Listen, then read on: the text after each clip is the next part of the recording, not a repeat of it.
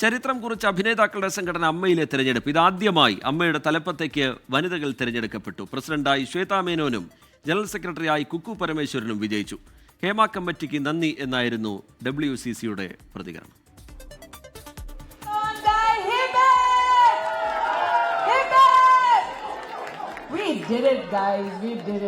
വിവാദങ്ങളും ആരോപണ പ്രത്യാരോപണങ്ങളും കൊണ്ട് സജീവമായ തെരഞ്ഞെടുപ്പിനൊടുവിൽ അമ്മയുടെ തലപ്പത്ത് വനിതകൾ. വാശിയേറിയ തെരഞ്ഞെടുപ്പിനൊടുവിൽ ദേവനെ 27 വോട്ടിന് തോൽപ്പിച്ച് ശ്വേതാ മേനോൻ പ്രസിഡന്റ് സ്ഥാനത്തേക്ക് തിരഞ്ഞെടുക്കപ്പെട്ടു. Thank you so much. ഒരുപാട് സന്തോഷമുണ്ട്. You can see it. തീരെ പ്രതീക്ഷിക്കാതെ ഇത് കട്ടുകട്ട. എന്നെ സംബന്ധിച്ച് ഇത് മത്സരമാണെങ്കിലും നമ്മൾ സ്ത്രീകൾ മത്സരിച്ച് ജയിച്ചിട്ടുണ്ട്.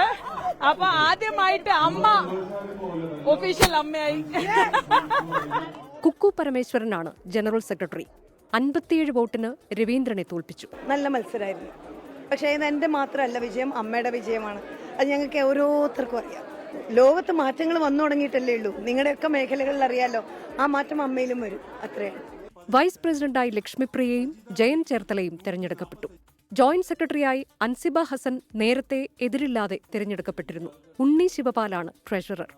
4 വനിതകൾ ഉൾപ്പെടെ 11 അംഗ എക്സിക്യൂട്ടീവ് കമ്മിറ്റിയെയും തിരഞ്ഞെടുത്തു. പുതിയ അംഗങ്ങൾക്ക് ദേവൻ സത്യവാചകം ചൊല്ലിക്കൊടുത്തു.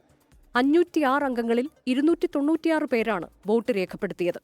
മോഹൻലാലും സുരേഷ് ഗോപിയും ഉൾപ്പെടെയുള്ളവർ വോട്ട് ചെയ്യാനെത്തിയപ്പോൾ മമ്മൂട്ടി, പൃഥ്വിരാജ്, ഫഹദ് ഫാസിൽ, ആസിഫ് അലി, ഇന്ദ്രജിത്ത്, നിവിൻ പോളി എന്നിവർ വോട്ട് ചെയ്യാൻ എത്തിയില്ല.